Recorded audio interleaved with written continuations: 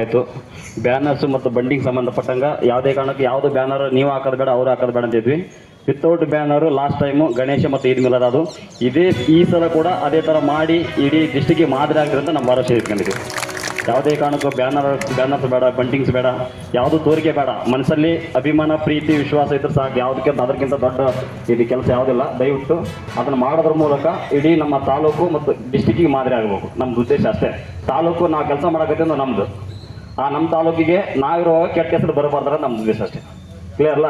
ಯಾವುದೇ ಕಾರಣಕ್ಕೂ ಬ್ಯಾನರು ಮತ್ತು ಬಂಟಿಂಗ್ ಇರಲಾರ್ದಂಗೆ ಈ ಸಲ ಈದ್ ಮಿಲಾದ್ ಮತ್ತು ಗಣೇಶನ ಆಚರಣೆ ಮಾಡಿ ಒಂದು ಡಿಸ್ಟಿಕ್ಕಿಗೆ ಮಾದರಿ ಆಗೋಣ ಅಂತ.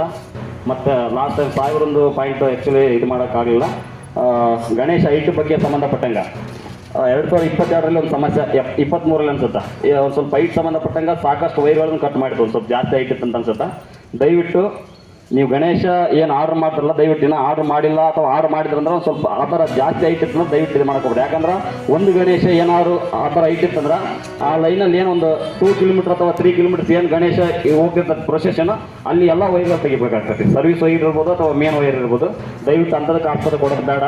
ಗಣೇಶ ಸಾಧ್ಯವಾದಷ್ಟು ಮಟ್ಟಿಗೆ ಚಿಕ್ಕದಾಗಿರಲಿ. ಅದೇನು ಗಣೇಶನ ದೊಡ್ಡ ಆಶೀರ್ವಾದ ಮಾಡ್ತೀನಿ, ಚಿಕ್ಕದಿದ್ದು ಸಣ್ಣ ಆಶೀರ್ವಾದ ಮಾಡ್ತಾ ಅಂತ ಹೇಳ್ತೇನೆ. ದಯವಿಟ್ಟು ಅಂಥ ತೋರಿಕೆ ಪ್ರಯತ್ನ ಯಾವುದೇ ಕಾರಣಕ್ಕೂ ಬೇಡ. ಸಣ್ಣ ಗಣೇಶನೇ ಇರಲಿ, ಯಾವುದೇ ಕಾರಣಕ್ಕೂ ದೊಡ್ಡ ಗಣೇಶ ಬೇಡ ಅಂತ ಹೇಳ್ತಾ ಈ ಒಂದು ಕಾರ್ಯಕ್ರಮವನ್ನು ಉದ್ದೇಶಿಸಿ ಮಾನ್ಯ DSP ಸಾಹೇಬರು, ಮಲ್ಲೇಶ್ ದೊಡ್ಮನಿ ಸಾಹೇಬರು ಮಾತನಾಡೋದನ್ನು ಕೇಳ್ಕೊಳ್ತಾರೆ.